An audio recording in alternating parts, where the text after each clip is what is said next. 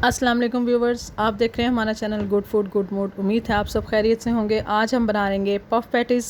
देखते हैं कैसे बनती है। इसके लिए हमने 3 कप मैदा लिया है। मैदा ले लेंगे, आप घर का आटा ले लें, कोई सी भी चीज़ ले लें। हमने 3 कप आटा लिया है।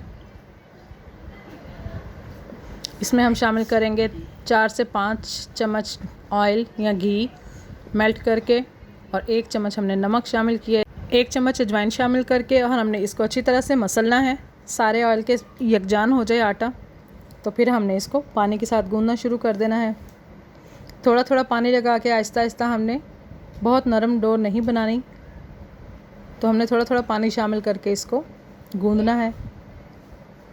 जब हमारी डो तैयार हो जाएगी तो हमने इसको रेस्ट देने के लिए तकरीबन 10 से 15 मिनट के लिए या 15 से 20 मिनट के लिए रख देना साइड पे। इस दौरान हम फिलिंग तैयार करेंगे। आधा किलो उबले हुए आलूओं में काली मिर्च, नमक, आधा चम्मच सुरख मिर्च, हल्दी, खुश्क धनिया और चाट मसाला 1 चम्मच भर के हमने डाल दिए। सब्ज़ मिर्चें और सब्ज़ धनिया हम गार्निशिंग के लिए डाल के हमने इसको अच्छी तरह से मैश करना शुरू कर देना है। मैश करने के साथ साथ हमने इसमें 1 चम्मच हमने कुकिंग ऑयल शामिल करके, तो इसको अच्छी तरह से हाथों से गूंदना है ताकि सब चीज़ें यकजान हो जाएं। फिलिंग को तैयार करके हमने लिक्विड आटा तैयार करना है।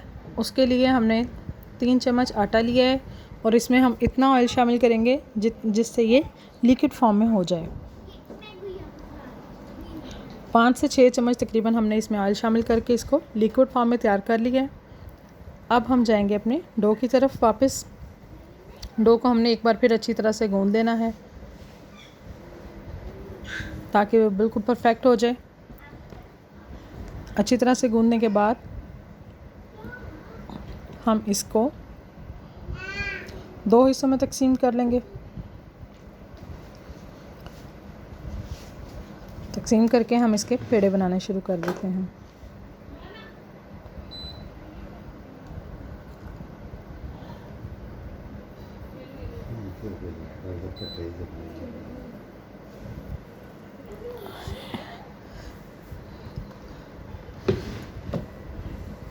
मुकम्मल पेड़े बना के हम इसकी चपातियाँ बनानी शुरू कर देते हैं। खुश्क आटा लगा के हम इसकी सारी चपातियाँ तैयार करके एक साइड पे रख लेंगे। फिर हमने उनको 1 बाय 1 जो हमने लिक्विड आटा तैयार किया था वो इस तरह उसके ऊपर लगा के फैला देना अच्छी तरह से। उसके ऊपर थोड़ा सा खुश्क आटा छिड़क के, तो दूसरी रोटी हमने उसके ऊपर रख देनी है। इसी तरह हमने कम से कम 6 रोटियों को इसी तरह ऊपर तले रख के, लिक्विड आटा लगा के और खुश्क आटा लगा के 6 रोटियों को हमने तह दर तह रख के, तो इसका रोल बनाना शुरू कर देना है। इसी तरह से हमने लंबाई के रुख इसका रोल जितना मुमकिन हो सके बना लें। तो फिर हम इसको पेड़ों की शक्ल देनी है। चाहे तो आप छुरी की मदद से या किसी कटर की मदद से काट लें। तो ये देखें, इसकी तह दर तह आपको नज़र आना शुरू हो गई हैं। इसको हमने हल्के हाथों से बेल लेना है।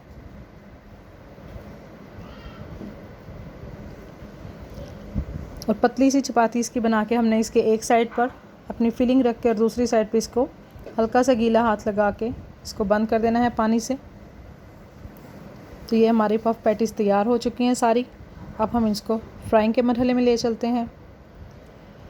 डीप फ्राई हमने इसको करना है, तो हमने इसको ऑयल को गर्म कर लिया है दरमियाने फ्लेम पे। मीडियम फ्लेम पे गर्म करके हमने इसको दोनों साइडों से गोल्डन ब्राउन होने तक पकाना है।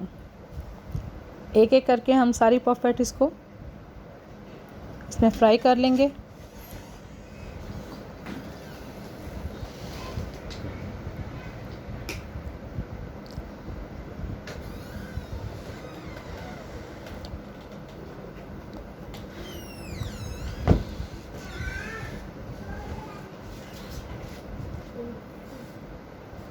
ये हमारी पफ पैटीज़ फ्राई होकर बिल्कुल रेडी हैं। देखें किस तरह खूबसूरत और ख़स्ता आपके सामने है। आप ज़रूर आजमाइएगा।